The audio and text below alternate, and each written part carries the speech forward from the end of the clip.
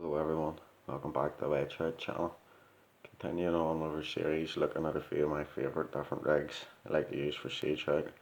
Tonight I'm going to show you how to tie fixed dropper line through rig. Fluorocarbon's the first point to call. Usually for my leaders I like to use anything between 7 to 8 foot. That might sound like overkill, but I honestly think that's the best way for sea trout not to suspect anything.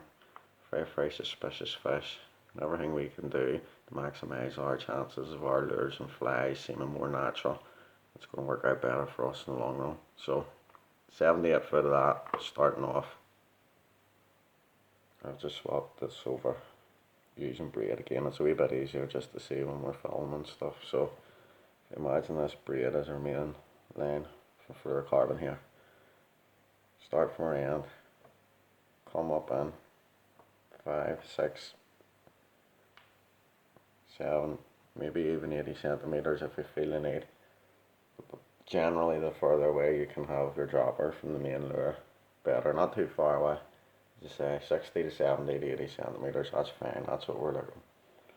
So once we've come that far up the line, what we'll do is take another piece of line, approximately 10 to 15 centimeters long,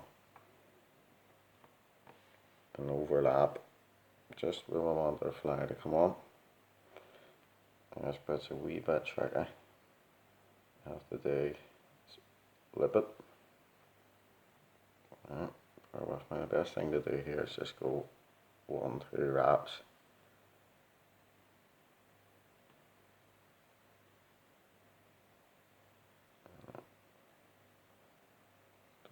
These wee lips, it's a bit more fiddly tail than this with braid.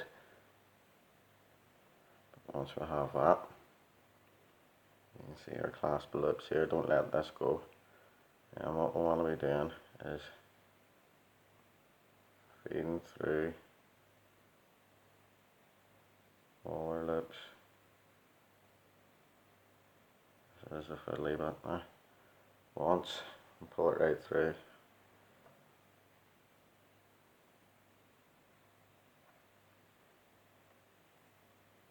Just like this. Supposedly, as I say, bear with me. It's a little more fiddlier with the braid. And then twice.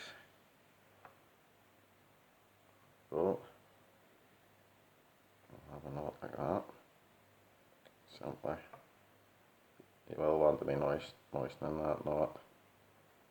Down that fluorocarbon. There we go. And we'll have something that looks a bit like that. Right, what we have to do is work out which is the upside, which is the downside. What you want to do is make sure you have the hanging side, the upside hanging like that, because that'll give us a nice hang off. And all we have to do is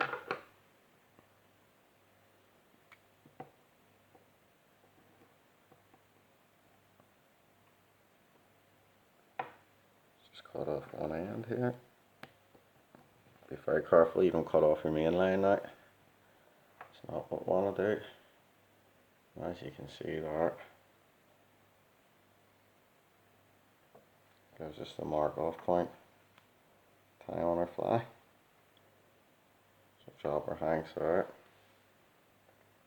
Now come back down to the bottom of the lure, the tag end of the line again. What we want to do is get one of our wee stops from the last time. And I'll explain why we want to use one of them in a wee second. What the stops will do is, on a line through lure, it has a tendency to come right up the line and not leave you with any way sort of solid chance of hooking up the fish if you have too much drop between the lure. So what we can do is slide the wee float stop on.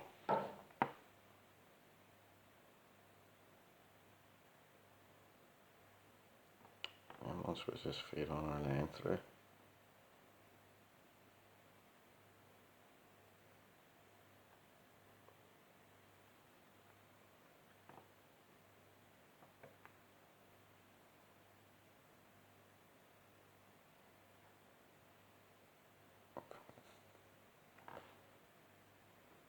the bead goes through the line through, you see then. That'll give us the stop. They have some give. That'll stop the fish being able to leave the lure as much. But then we'll have the stop. And that'll give us that bit of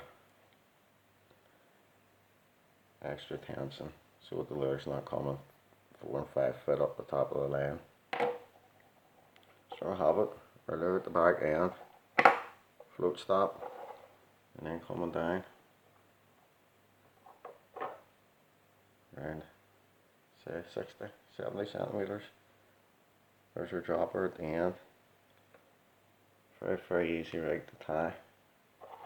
As you can see guys, there we go. There's line through there.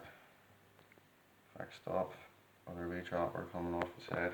Obviously it's up to you what far you like to attach there, but very effective rig in the summer if you're wanting the speed spin. This can sometimes trigger the take. Anyway, try this one out for yourselves guys.